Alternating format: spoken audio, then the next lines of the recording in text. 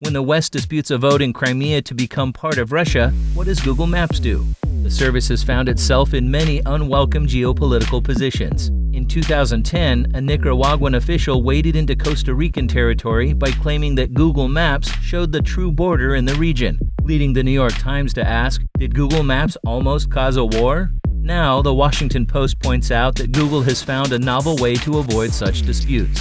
Show everyone what they want to see. The international border of Arunachal Pradesh, disputed by China and India, changes whether you're looking at it from China's Google or India's Google. And while most Google Maps refer to the Persian Gulf, in the United Arab Emirates, it appears as the Arabian Gulf. For now, Crimea remains part of Ukraine on Google Maps, even in Russia. But it may not be long before the border quietly shifts inside certain countries.